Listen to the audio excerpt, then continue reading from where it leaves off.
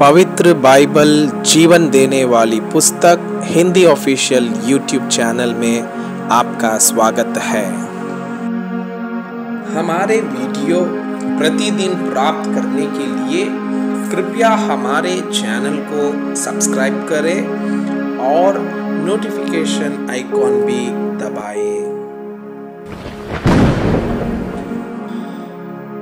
आज का पवित्र बाइबल पाठ पहला सामुएल के पुस्तक अध्याय 20। योनातान द्वारा दाऊद की सहायता।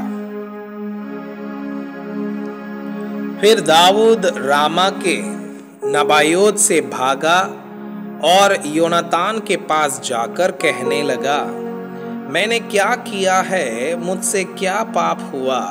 मैंने तेरे पिता की दृष्टि में ऐसा कौन सा अपराध किया है कि वो मेरे प्राण की खोज में रहता है? उसने उससे कहा, ऐसी बात नहीं है, तू मारा ना जाएगा। सुन, मेरा पिता मुझको बिना बताए ना तो कोई बड़ा काम करता है और ना कोई छोटा। फिर वो ऐसी बात को मुझसे क्यों छिपाएगा? ऐसी कोई बात नहीं है। फिर दाऊद ने शपथ खाकर कहा, तेरा पिता निश्चय जानता है कि तेरे अनुग्रह की दृष्टि मुझ पर है और वो सोचता होगा कि योनातान इस बात को ना जानने पाए। ऐसा ना हो कि वो खेदित हो जाए, परंतु यहोवा के जीवन की शपथ और तेरे जीवन की शपथ निस्संदेह मेरे और मृत्यु के बीच डग की भार का अंतर है। योनातान ने दाऊद से कहा, जो कुछ तेरा जी चाहे वही मैं तेरे लिए करूंगा। दाऊद ने योनातान से कहा, सुन, कल नया चांद होगा और मुझे उचित है कि राजा के साथ बैठकर भोजन करूं, परंतु तू मुझे विदा कर और मैं परसों सांझ तक मैदान में छिपा रहूंगा। यदि तेरा पिता मेरी कुछ चिंता करे तो कहना। दाऊद ने अपने नगर बेथलेहम को शीघ्र जाने के लिए मुझसे विनती करके छुट्टी मांगी है, क्योंकि वहां उसके समस्त कुल के लिए वार्षिक यज्ञ है। यदि वो यों कहते, अच्छा, तब तो तेरा दास के लिए कुशल होगा, परंतु यदि उसका क्रोध बहुत भटक उठे तो जान लेना कि उसने बुराई टानी है। और तू अपने दास से कृपा का व्यवहार करना, क्योंकि तूने यहोवा की शपथ खिलाकर अपने दास को अपने साथ वाचा बंधाई है। परंतु यदि मुझसे कुछ अपराध हुआ हो तो तू आप मुझे मार डाल। तू मुझे अपने पिता के पास क्यों पहुंचाए? योनातान ने कहा, ऐसी बात कभी ना होगी। यदि मैं निश्चय जानता कि मेरे पिता ने तुझसे बुराई करनी टानी है तो क्या मैं तुझको ना बताता? दाऊद ने योनातान से कहा, यदि तेरा पिता तुझको कठोर उत्तर दे तो कौन मुझे बताएगा? योनातान ने दाऊद से कहा, चल, हम मैदान को निकल जाएं। और वे दोनों मैदान की ओर चले गए। तब योनातान दाऊद से कहने लगा, इस्राएल के परमेश्वर यहोवा की शपथ, जब मैं कल या परसों इसी समय अपने पिता का भेद पाऊं, तब यदि दाऊद की भलाई देखूं तो क्या मैं उसी समय तेरे पास दूत भेजकर तुझे ना बताऊंगा? यदि मेरे पिता का मन तेरी बुराई करने का हो और मैं तुझ पर यह प्रकट करके तुझे विदा ना करूं कि तू कुशल के साथ चला जाए, तो यहोवा योनातान से ऐसा ही वरन इससे भी अधिक करे। यहोवा तेरे साथ वैसा ही रहे जैसा वो मेरे पिता के साथ रहा, और न केवल जब तक मैं जीवित रहूं तब तक मुझ पर यहोवा की सी कृपा ऐसे करना कि मैं ना मारूं, परंतु मेरे घराने पर से भी अपनी कृपा दृष्टि कभी ना हटाना। वरन जब यहोवा दाऊद के हरेक शत्रु को पृथ्वी पर से नष्ट कर चुकेगा, तब भी ऐसा ना करना। इस प्रकार योनातान ने दाऊद के घराने से यह कहकर वाचा बांधाई, यहोवा दाऊद के शत्रुओं से बदला ले। और योनातान दाऊद से प्रेम रखता था और उसने उसको फिर शपथ खिलाई, क्योंकि वह उससे अपने प्राण के बराबर प्रेम रखता था।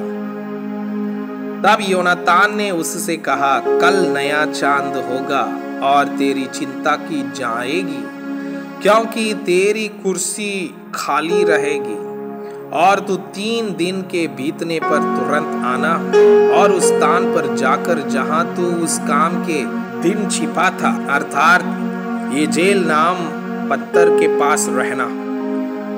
तब मैं उसकी ओर मानो अपने किसी ठहराए हुए चिन्ह पर 3 तीर चलाऊंगा। फिर मैं अपने टहलुए लड़के को यह कहकर भेजूंगा कि जाकर तीरों को ढूंढ ले आ। यदि मैं उस लड़के के साफ साफ कहूं, देख तीर इधर तेरे इस ओर है, तो उसे ले आ, तो तू आ जाना, क्योंकि यहोवा के जीवन की शपथ तेरे लिए कुशल को छोड़ और कुछ ना होगा। परंतु यदि मैं लड़का से यो कहूंगा, सुन तीर उधर तेरे उस ओर है, तो तू चले जाना, क्योंकि यहोवा ने तुझे विदा किया है। और उस बात के विषय जिसकी चर्चा मैंने और तूने आपस में की है, यहोवा मेरे और तेरे मध्य में सदा रहे। इसलिए दाऊद मैदान में जा छिपा और जब नया चांद हुआ तब राजा भोजन करने को बैठा। राजा तो पहले के समान अपने उस आसन पर बैठा जो बीत के पास था, और योनातान खड़ा हुआ और अब्नेर शाऊल के निकट बैठा, परंतु दाऊद का स्थान खाली था।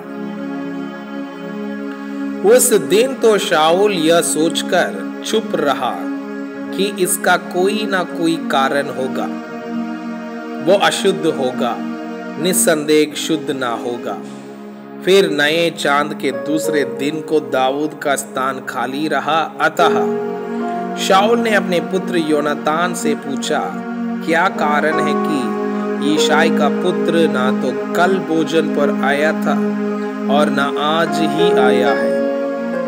योनातान ने शाऊल से कहा, दाऊद ने बेतलहम जाने के लिए मुझसे विनती करके छुट्टी मांगी और कहा, मुझे जाने दे, क्योंकि उस नगर में हमारे कुल का यज्ञ है और मेरे भाई ने मुझको वहां उपस्थित होने की आज्ञा दी है। और अब यदि मुझ पर तेरी अनुग्रह की दृष्टि हो तो मुझे जाने दे कि मैं अपने भाइयों से भेंट कर आऊं। इसी कारण वो राजा की मेज पर नहीं आया। तब शाऊल का कोप योनातान पर भड़क उठा और उसने उससे कहा, हे कुटिला राजद्रोही के पुत्र, क्या मैं नहीं जानता कि तेरा मन तो यिशै के पुत्र पर लगा है? इससे तेरी आशा का टूटना और तेरी माता का अनादर ही होगा, क्योंकि जब तक यिशै का पुत्र भूमि पर जीवित रहेगा तब तक ना तो तू और ना तेरा राज्य स्थिर रहेगा। इसलिए अभी भेजकर उसे मेरे पास ला, क्योंकि निश्चय वो मार डाला जाएगा। योनातान ने अपने पिता शाऊल को उत्तर देकर उससे कहा, वो क्यों मारा जाए? उसने क्या किया? तब शाऊल ने उसको मारने के लिए उस पर भाला चलाया। उससे योनातान ने जान लिया कि मेरे पिता ने दाऊद को मार डालना ठान लिया है। तब योनातान क्रोध से जलता हुआ मेज पर से उठ गया और महीने के दूसरे दिन को भोजन न किया, क्योंकि वह बहुत खेदित था, इसलिए कि उसके पिता ने दाऊद का अनादर किया था। सवेरे योनातान एक छोटा लड़का संग लिए हुए मैदान में दाऊद के साथ ठहराए हुए स्थान को गया। तब उसने उस लड़के से कहा, दौड़कर जो जो तीर मैं चलाऊं उन्हें ढूंढ ले आ। लड़का दौड़ ही रहा था कि उसने एक तीर उसके परे चलाया। जब लड़का योनातान के चलाए तीर के स्थान पर पहुंचा, तब योनातान ने उससे पीछे से पुकार के कहा, तीर तो तेरे उस पार है। फिर योनातान ने लड़के के पीछे से पुकारते कहा, पूर्ति कर, ठहर मत। और योनातान का लड़का तीरों को बटोर के अपने स्वामी के पास ले आया। इसका भेद लड़का तो कुछ ना जानता था, केवल योनातान और दाऊद उस बात को जानते थे। तब योनातान ने अपने हथियार उस लड़के को देकर कहा, जा इन्हें नगर को पहुंचा। ज्यों ही लड़का गया त्यों ही दाऊद दक्षिण दिशा की ओर से निकला और भूमि पर हौदे मुंह गिर के 3 बार दंडवत की। तब उन्होंने एक दूसरे को चूमा और एक दूसरे के साथ रोए, परंतु दाऊद का रोना अधिक था। तब योनातान ने दाऊद से कहा, कुशल से चला जा, क्योंकि हम दोनों ने एक दूसरे से यह कह के यहोवा के नाम की शपथ खाई है कि यहोवा मेरे और तेरे मध्य और मेरे और तेरे वंश के मध्य में सदा रहे। तब वो उठकर चला गया और योनातान नगर में गया। मैं आपसे यह अनुरोध करता हूँ कि कृपया आज का बाइबल पाठ को अध्ययन करें और जिन वचनों के द्वारा आप प्रभावित हुए उसे अपनी कॉपी में लिखें और आज दिन भर इस वचनों को अपने जीवन में अभ्यास करें। परमेश्वर चाहता है कि आप उनके समान सिद्ध और पवित्र बने।